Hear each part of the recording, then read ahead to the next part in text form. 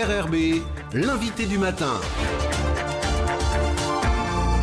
Bonjour Jean-François Bodin. Bonjour Nicolas. Alors on va parler avec votre invité des Journées nationales de la Croix-Rouge. Oui, notre invitée Sandrine Buffetot, la présidente de la Croix-Rouge en Nouvelle-Calédonie. Bonjour. Bonjour. Merci d'être avec nous ce matin pour revenir sur ces Journées nationales de la Croix-Rouge qui ont effectivement débuté samedi. Alors de quoi s'agit-il exactement ?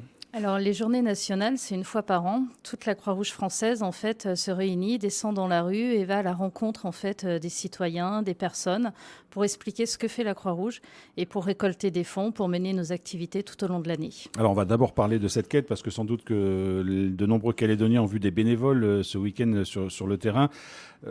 L'idée c'est de collecter de l'argent, mais pour quoi faire et où va cet argent ? Alors l'argent, il reste en local. Il est vraiment tout l'argent collecté en Calédonie restera en Calédonie pour des actions pour les personnes en Calédonie. Ça, c'est important de le dire. Et c'est vraiment des actions qui sont aussi bien des actions solidaires, des actions de gestion des risques, de formation. En fait, ça nous sert vraiment à financer toutes nos activités et notre fonctionnement au quotidien. C'est-à-dire qu'on pourrait voir toute la semaine des bénévoles sur la voie publique qui étaient devant les grandes surfaces, pas seulement le week-end, c'est ça ? Alors, pas seulement le week-end, il y en aura un petit peu cette semaine. Alors après, beaucoup de nos bénévoles travaillent, donc c'est surtout les 2 week-ends. Le premier week-end, c'est très très bien passé. On a toujours un accueil très chaleureux des personnes. Le prochain week-end, on aura encore plus de monde devant Jardiland, devant les magasins, au marché. Aussi en brousse, on est sur Point-Dimier, tout haut. Sur Coné et puis Bourail. Donc n'hésitez pas à venir voir nos bénévoles, à leur demander qu'est-ce que je peux faire pour aider. Alors on peut évidemment donner de l'argent pour aider, on va venir après sur les actions de la Croix-Rouge. Vous avez besoin de cet argent pour fonctionner au quotidien ? On a toujours besoin de moyens. En fait, on a besoin de moyens humains, de moyens financiers, parce que ça nous permet en fait de faire fonctionner l'illettrisme, l'action prison-justice, le secourisme, acheter du matériel, acheter des choses qui nous permettent en fait de pouvoir réaliser ces actions. Alors Sandrine Buffetot, vous avez déjà évoqué quelques-unes des actions de la Croix-Rouge. Elles sont très nombreuses. Secourisme, illettrisme, action prison-justice, le bus aller vert, la gestion des risques, etc. Il faut faire tourner aussi vos établissements. La Croix-Rouge, c'est vraiment, j'allais dire tentaculaire, c'est peut-être un petit peu exagéré, mais c'est de très très nombreuses actions. Alors c'est très varié. C'est pour ça aussi que si des gens ont envie de venir nous voir pour faire du bénévolat, il y a vraiment de tout. On peut aller de l'action, l'urgence, tous les jours ou au quotidien ou quand il y a une catastrophe, à de l'action solidaire sur des boutiques, sur de la lutte contre l'illettrisme. On a vraiment un panel d'activités qui peut correspondre à toute personne s'il a envie d'aider. Alors, qui peut correspondre à toute personne parce que les actions sont très variées, mais parce qu'aussi l'engagement peut être plus ou moins intense ? On peut nous donner 1 heure par an pour, par exemple, rien que venir nous aider pour la quête. C'est possible. Si vous avez envie de nous aider le week-end prochain, vous pouvez venir nous voir. Il n'y a aucun souci. Comme on peut être formé sur des actions, devenir un formateur de premier secours, c'est aussi possible à la Croix-Rouge. Est-ce qu'il y a aujourd'hui des besoins particuliers en bénévoles sur des activités peut-être sur lesquelles vous peinez un peu plus à trouver des bénévoles que sur d'autres ? Alors aujourd'hui, on a un axe sur la prévention des risques. Donc on est en train de recruter énormément de secouristes parce qu'on a un vrai besoin. On a aussi potentiellement des besoins sur tout ce qui est prévention des risques, sur la formation au premier secours et bien sûr sur l'action solidaire qui est au quotidien. Les gens en ont de plus en plus besoin, donc sur les boutiques solidaires et sur l'action illettrisme. Alors sur les premiers secours, le secourisme notamment, c'est une action qui redémarre un petit peu et qui retrouve un peu un peu d'intensité. C'est ça, on avait perdu beaucoup de secouristes parce que c'est cyclique, les gens sont formés et puis partent ou vieillissent.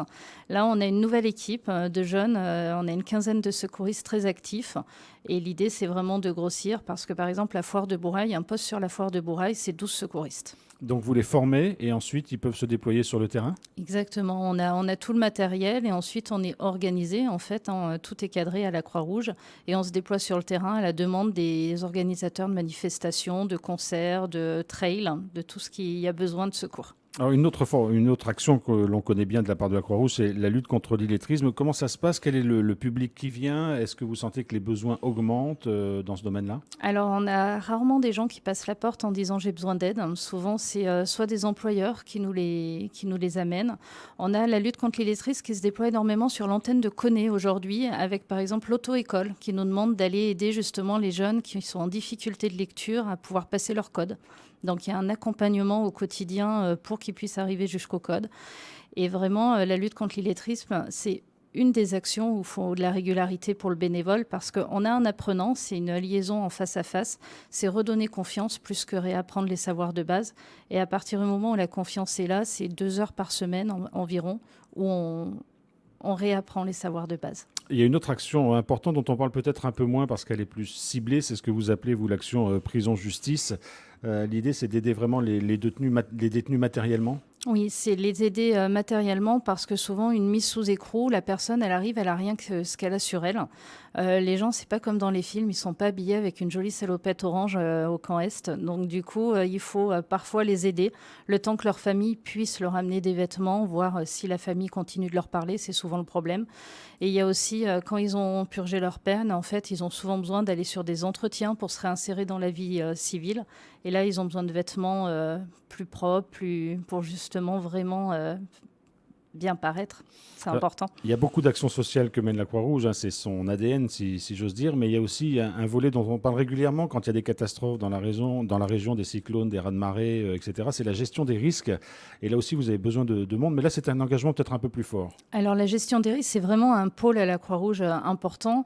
On est sur la gestion des risques au quotidien, mais aussi avec tous les gestes de prévention de premier secours, mais aussi sur la gestion des risques quand il y a des catastrophes climatiques, quand il y a des gros événements où on peut envoyer des kits hygiène, des kits shelter, donc tout ce qui est outillage pour reconstruire et vraiment aider les gens qui sont en difficulté. Et souvent, pendant la quête, on l'a vu, les gens nous disent « mais ça part loin ». Non, il y a aussi en Nouvelle-Calédonie des gens qui ont besoin. Il y a des quartiers entiers qui ont été inondés. Et quelle que soit la situation familiale, la situation financière, la Croix-Rouge, elle est là pour aider les gens qui en ont besoin au moment où ils en ont besoin. Et souvent, c'est quoi? C'est les pouvoirs publics qui vous appellent un petit peu au secours en disant « là, il va y avoir une crise à gérer parce que inondation, parce que, etc. » Alors, c'est souvent les institutions. Alors, nous, on fait partie du plan Orsec. On est prévenu dès que le pays est en alerte. Et quand il y a des catastrophes qui sont pas prévisibles, ça peut être les mairies, les institutions, mais aussi des associations qui parfois font appel à nous quand ils voient qu'il y a un quartier en difficulté. Alors ça peut être en local, mais il y a aussi parfois des opérations plus dans la région. Est-ce que cette année, vous avez eu par exemple à vous engager par rapport à des catastrophes climatiques ou autres? Alors cette année, on a eu l'éruption au Tonga, où on a envoyé du matériel au Tonga. On a envoyé justement tout ce qui est kit hygiène et on devait aussi envoyer tout ce qui était potabilisation de l'eau, mais avec le Covid, on n'a pas pu. Mais on est intervenu au Tonga. Vous évoquez la crise Covid. Ces 2 dernières années, ça a pénalisé votre action? Vous sentez que ça a ralenti ou compliqué les choses?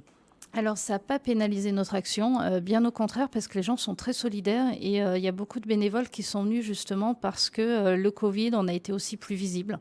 Donc, du coup, ils sont venus nous aider et ça a vraiment dynamisé les actions.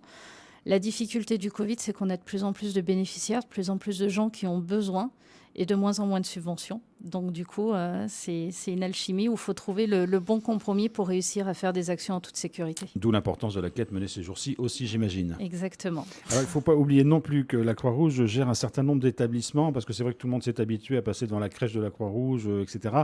Ça aussi, c'est un engagement très fort. Là, ce sont plutôt des établissements qui sont autofinancés, parce que ça fait appel à des professionnels et pas seulement à des bénévoles. Voilà, la quête ne va pas sur le financement de ces établissements, mais aujourd'hui, on a 80 salariés qui sont aussi exceptionnels, qui sont dans l'esprit Croix-Rouge, aussi bien au niveau des établissements résidences personnes âgées, des crèches, de l'accueil de jour Alzheimer. Et on a tout nouveau un petit service, du moins un service qui vient de naître à Dumbéa, qui est de la prévention dans la rue. Et du coup, c'est vraiment important d'être à proximité des jeunes, éviter l'errance de rue et vraiment essayer de récupérer ces jeunes pour leur mettre dans un projet de vie et les faire s'épanouir en fait. Donc la Croix-Rouge, c'est déjà tout ça et c'est encore beaucoup d'autres choses dont on ne peut pas forcément parler.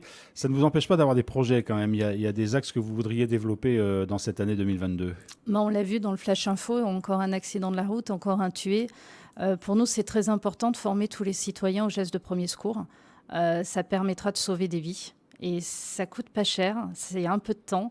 Et pour nous, c'est important de le faire. C'est juste que les conducteurs ou les personnes qui circulent en Calédonie soient formés, sachent quoi faire quand elles arrivent sur un accident éventuellement. Exactement. Il y a énormément aussi d'accidents domestiques. Et quand on a les premiers gestes, il y a des AVC aussi énormément en Calédonie, des crises cardiaques.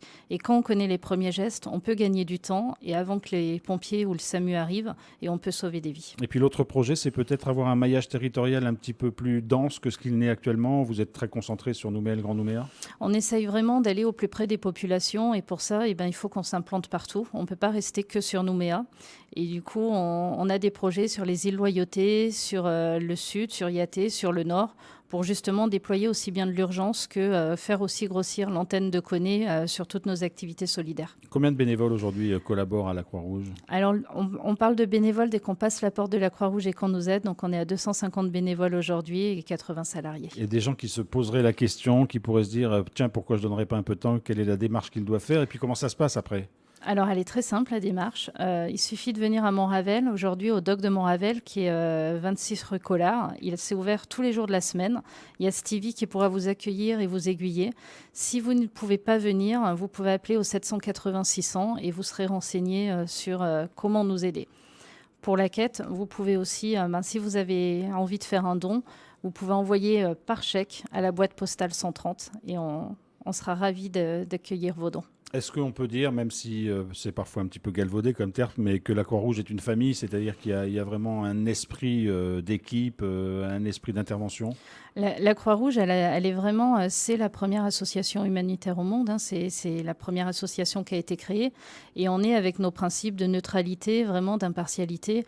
On est aujourd'hui les garants justement d'aider tout le monde et tous ceux qui en ont besoin. Donc oui, on est une vraie famille et ça se passe très bien. Alors on parle, pour être précis, de délégation de la Croix-Rouge en Nouvelle-Calédonie. Quel est le lien du coup avec la métropole? Est-ce que vous avez des liens assez fréquents? Alors en fait, on fait vraiment partie de la Croix-Rouge française. Donc c'est pour ça que la quête et les journées nationales sont nationales. C'est les mêmes choses en métropole. Et en fait, la Calédonie, c'est comme une région en France. En fait, on a le même lien avec le siège à Paris. On participe à l'Assemblée générale. On a les mêmes règles associatives que Paris. Les journées nationales de la Croix-Rouge se poursuivent donc jusqu'à la fin du week-end prochain, c'est bien ça? C'est bien ça, jusqu'à dimanche soir. Merci Sandrine Buffetot d'avoir été avec nous ce matin. Merci beaucoup à vous. Bonne journée.